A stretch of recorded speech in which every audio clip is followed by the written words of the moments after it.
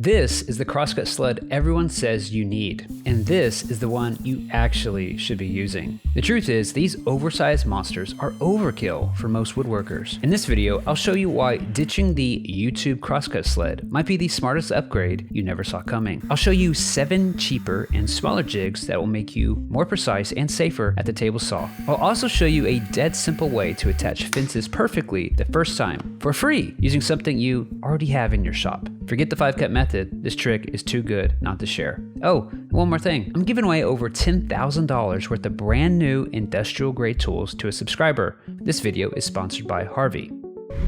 Before I was a creator uploading videos to Al Gore's internet, I too fell prey to the tractor beam of the YouTube Ultimate Crosscut Sled. I spent an embarrassing amount of money and time building a sled that I would ultimately hang on the wall and never pull off to use because it was too heavy and not worth the effort. One day, instead of pulling the heavy and overcomplicated crosscut sled off the wall, out of sheer laziness, I ended up making what you've been watching me make right here. I call it the 5-minute Schmedium sled. It's not too small and it's not too big. If you've never heard of the term Schmedium, here you go.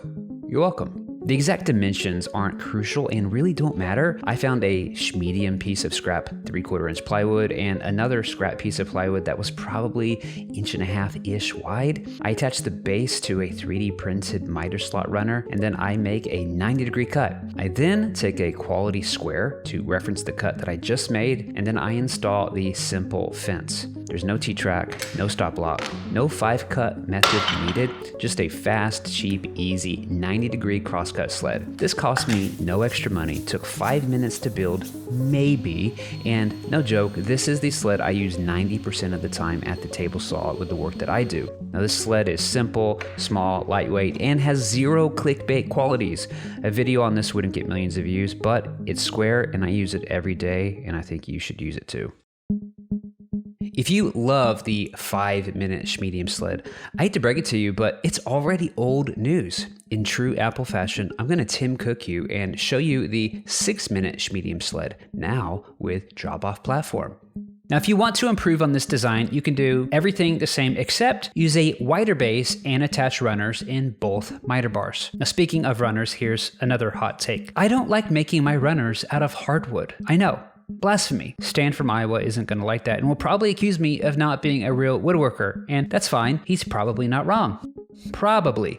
But when I started this hobby, I rarely had quality hardwood scraps laying around, and on the few occasions that I did, every time I used them as runners, the humidity in Texas would mess them up, regardless of which way I oriented the grain. I'd work really hard to get a perfect fit, and then a week later, it would be too tight or too loose. I eventually gave up on the idea, and I found a free STL file and started 3D printing my own runners that I could adjust so there was no slop. I later learned it's a rip-off design from a product Microjig makes called Zero Play. And if you have a 3D printer, a soldering iron, and some brass heat sets and an assortment of small metric screws, you can make your own like I've done in the past. But after counting up what you would need in order to make these, for most of you out there, it's probably cheaper just to buy the real ones. I have used aluminum runners like these that I bought from Rockler, and they're great, good quality, I'm impressed. I just hate that you have to adjust them on the side, which makes it kind of a pain if you're pulling the jig in and out. But what I really like about the Zero Play option is that it allows you to adjust the fit from the top of the sled, so it's a little bit more convenient in my opinion. Now the cool part about this design is when you first run it through the table saw, you cut it in half. Now before you clutch your pearls and think this might be a no-no, because most crosscut sleds you've seen have a fence on each side to keep the pieces together,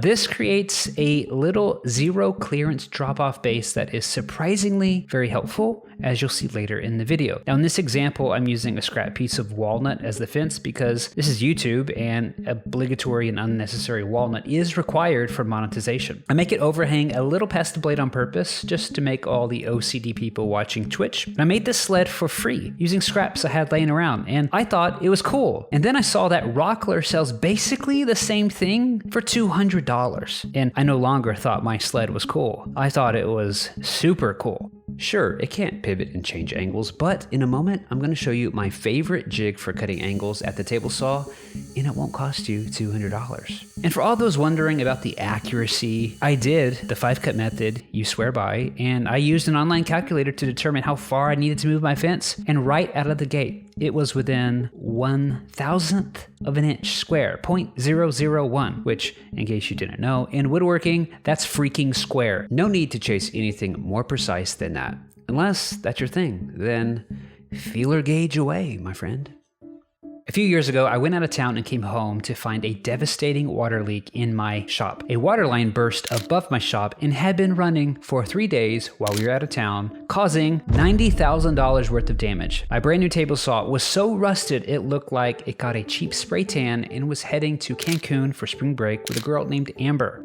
Ever since then, rust and cast iron has been a sore spot for me. A few months ago, Harvey reached out and asked if I'd be interested in checking out their new nickel coating on their Alpha table saw. But since I get easily triggered at the thought of rust, like any good YouTuber, I said, sure, I'd love a free tool. And that's the saw you've been watching me build these jigs for. Since it's better to give than to receive, I came up with an idea to give this saw away to a local subscriber named Michael who needs a better table saw. But I wanted to make this fun for you watching. If Michael successfully passes 3 tests I throw his way, I'll give this nickel-coated table saw to him for free. But if he fails, then I'll have to give it to one of you. Challenge number 1 is call Michael with a ridiculous and unreasonable request and see how he responds.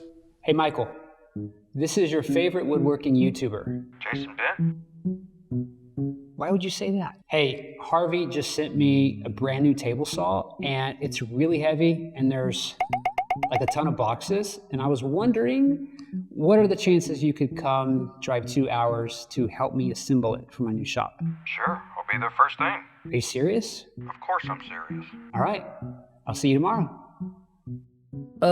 Yeah, that was a little too easy. I'm not gonna lie, I'm kind of worried he might run away with this. So to make him earn it, I pretended to not know how to read any of the instructions or assemble tools in general, and I made him do 95% of the work after driving 2 hours on less than a day's notice. The entire time, I was trying to make him jealous of my new saw, and I think I totally got him when I asked him to turn on the saw for the very first time.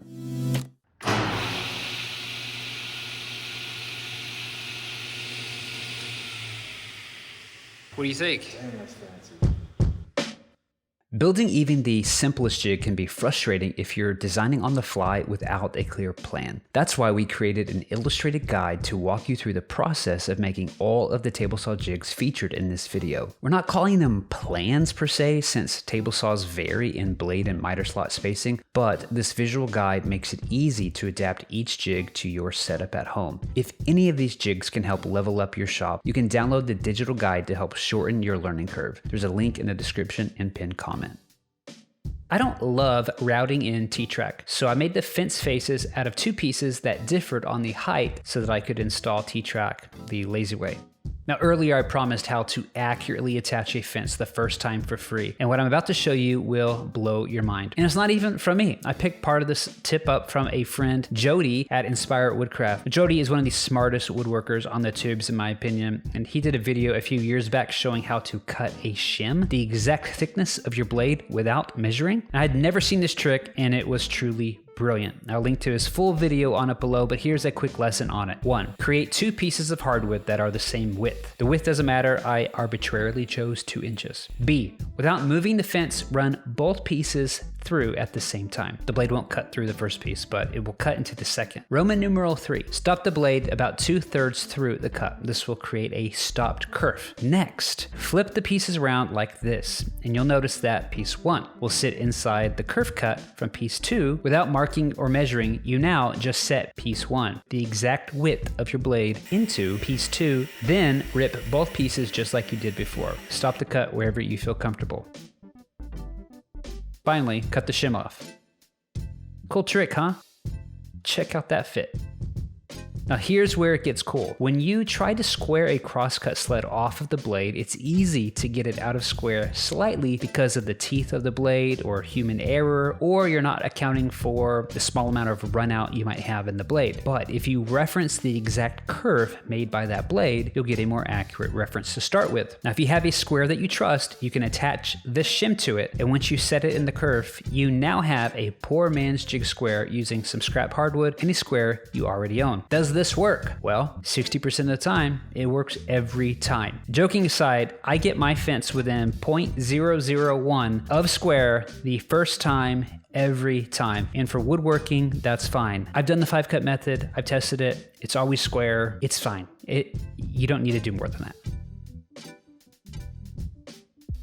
I hate T-Track. I have so much of it. I bought just about every brand I've come across, and here's what I found the hard way. There is no real standard dimension for T-Track. Everyone just kind of makes their own. I would buy T-bolts that would work on one T-track but not the other. And then I'd buy quarter 20 bolts from one store and they'd work on some but not the other. And none of my T-track has the same height or width. And it kind of gets frustrating if you accidentally mix and match and are left with hardware that doesn't work or doesn't all fit together. Now I was complaining about this dilemma last year to my friend Steve, and he asked why I was still a dummy and buying T-track. He had the same experience and switched to Matchfit grooves years before. So I bought a few pairs of the Matchfit dovetail clamps, started making fixtures and using their dovetail bit, and oh my, I am not sure why anyone still buys T-Track. Now I love me some track saw clamps, and at first glance these Matchfit clamps look identical, but they're not. The clamp has a slight dovetail shape to it. And I'm not going to get into the geometry and physics and stuff, but I've become a believer that these are indeed way stronger than simply embedding a T-track and using a typical track saw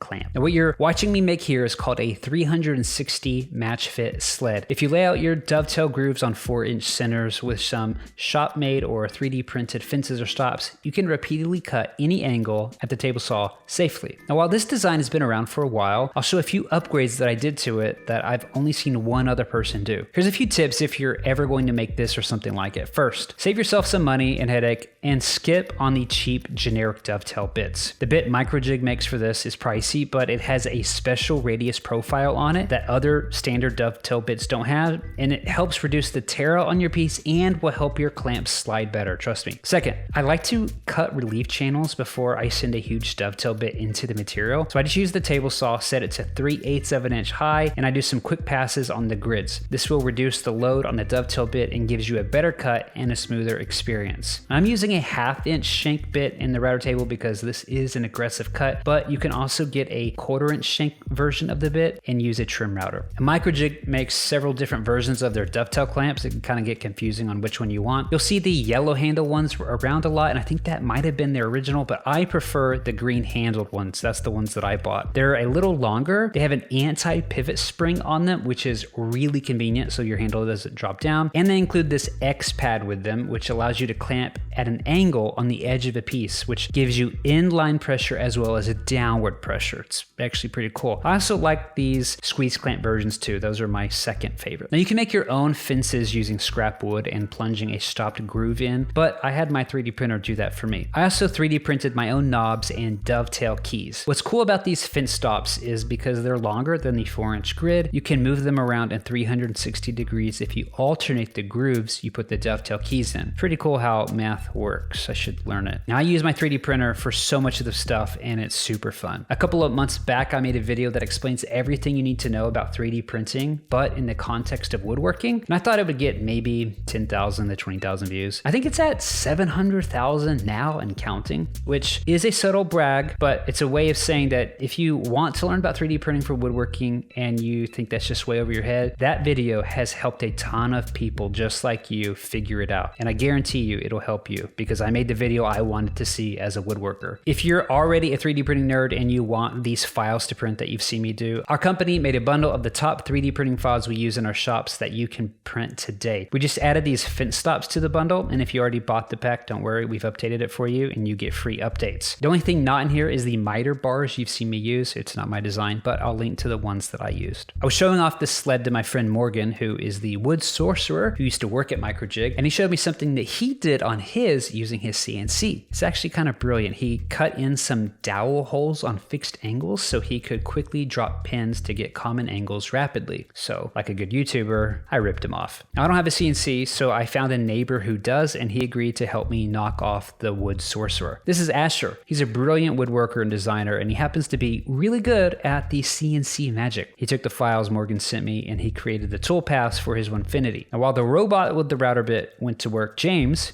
Asher's dad, was nice enough to cut some 1/2-inch steel rod for me. He even chamfered the end too using his drill and some sandpaper. Why do I feel like everyone is smarter than me? Here's how it turned out. I would rather use this than T-track in some giant crosscut sled every single day. And just in case you're wondering about the accuracy, let's do a quick accuracy test for all you nerds.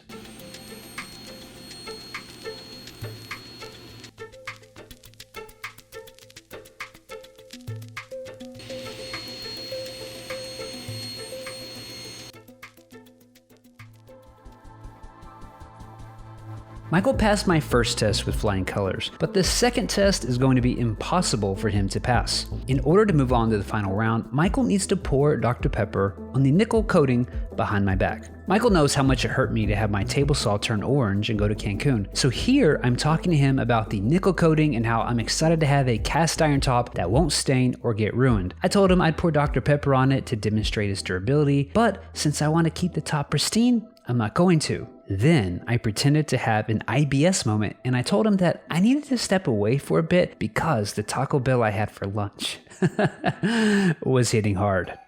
What he didn't know is that I left both my cameras on and recording just in case he fell for the trap and poured Dr. Pepper on my new saw without me knowing it. Now, it would take a very special human to open another man's Dr. Pepper and pour it on the cast iron of a brand new table saw.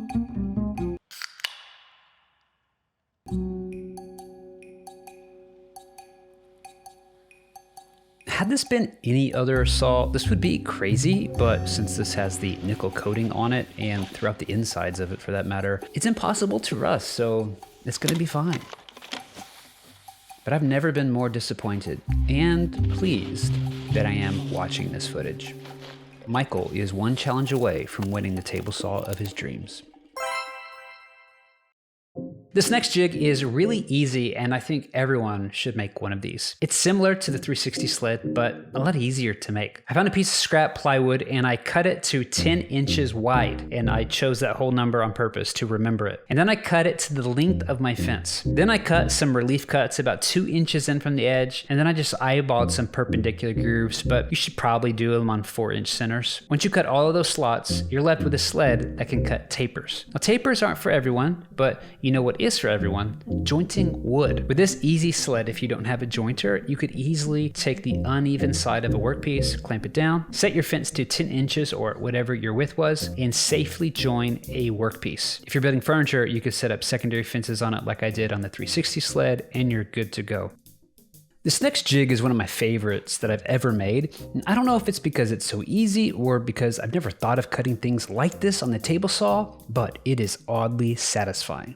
Now, if I was a good YouTuber, I would have made a video on this and titled it something like 99% of woodworkers don't know this trick. When I showed some videos of me making this on Snapface, I got so many messages from people asking what it's for. So I'm assuming there's a good chance a lot of you will be seeing this for the first time. It's called an L fence, or a flush cutting fence. Now I'm making an offcut window using a flush trim bit on the Whitworks trim router table, link in the description. But technically you don't even need to cut a window here. I just do it so that I can keep an eye on the offcuts and that shiny spinning thing that is really sharp. Now, if you were doing a lot of repeated cuts, your offcuts would pile up underneath this fence and you wouldn't see it, and you risk having a projectile surprise, most likely resulting in either an injury or a change of pants.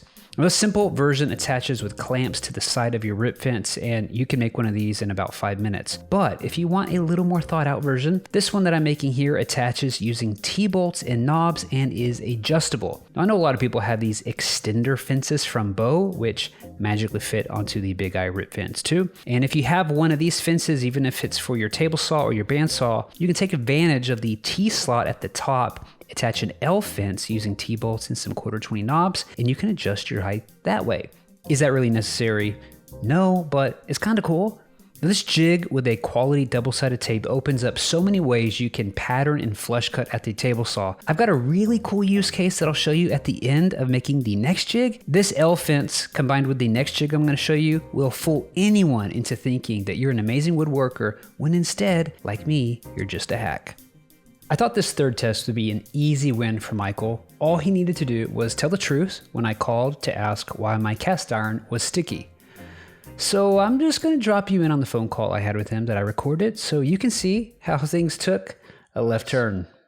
I'm wondering, by any chance, did you happen to spill anything on it whenever I was gone the other day? No, I don't know what you're talking about. No?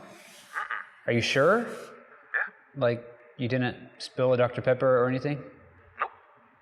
Oh, okay. Well, that's weird because remember when I told you that I had Taco Bell and my IBS was flaring up? The truth is I don't eat Taco Bell and I don't have IBS. So that was a big lie, and I had my cameras rolling while I was gone, and I'm looking at footage right now in 4K of you pouring Dr. Pepper and spilling water and frantically trying to clean it up right now. So thanks for lying to me. Well, I got some bad news for you. So I was planning on giving you this Harvey nickel-coated table saw, and what you don't know is that was supposed to be a really fun phone call that turned real awkward at the end. I still want to give him the saw because I feel like I put him in a tough spot, but we still got one jig to make. This last jig I'm going to show you, I don't use often, but when I do, it makes me look like a really good woodworker. It's called a spline jig. I know, creative, right? What's fun about this jig is I get to use the 6-minute Schmedium sled with drop-off platform and the 360 Matchfit sled to make it. So a little bit of sled inception here, as well as the Inspire Woodcraft kerf shim thingy technique. For the design, I needed to make these 45-degree triangles, and the 360 sled made it safe and easy to do. Usually people make these and attach them to their rip fence, which is totally fine, but I wanted to show how to make one that is fence agnostic, so that no matter the table saw or fence you have, you can build this. Using the Matchfit dovetail bit, I'm not only about to make this side fence adjustable, but I can use the same groove for a clamp, which is genius. So if you make a lot of boxes or picture frames or any type of joint that needs a spline for reinforcement, you can drop your piece in, clamp it, make a cut safely and accurately without even holding the piece. And would you look at that friction fit? It's almost like I know what I'm doing. Almost.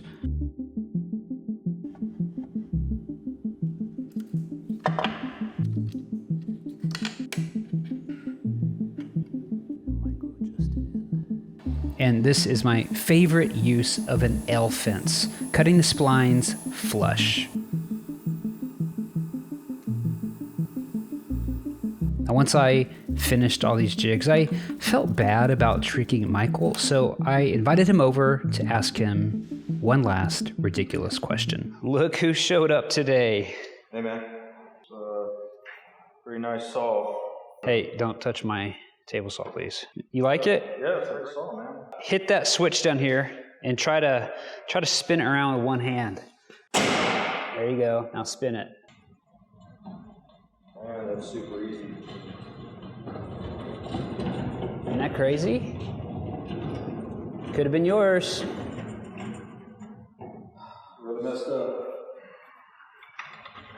All right, I'll tell you what. I got one last final offer for you. All right, what kind of saw do you have right now? It's a contractor saw. All right, here's the deal. If you go home, how far away are you? 2 hours? 2 hours. All right, if you get in the car right now, drive 2 hours, if you send me a video of you throwing your saw away, I'll give you this 4 horsepower Harvey saw with nickel coating, the Big Eye fence, the Spider mobile base, the bow extender fence.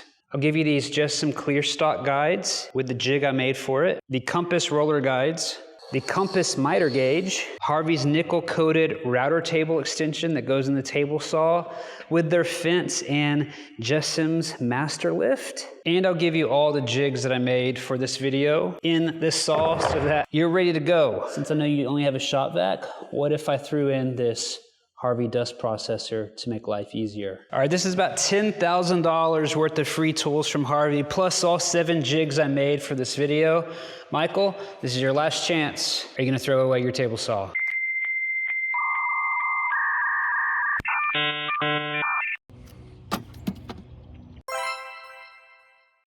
We're obviously not going to throw away a good table saw. So Michael had this idea to give it away to someone who needs it. So we found a local subscriber who is getting into woodworking because they've been watching our videos and they have no tools.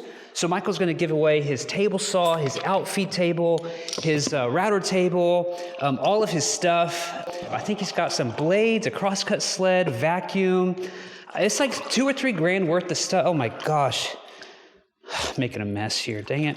Thank you, Harvey, for sponsoring this video and let me do stupid stuff like this on YouTube. I mean, it's not my table saw, it's not my problem. The good thing is, it's got nickel coating, so it's not gonna rust.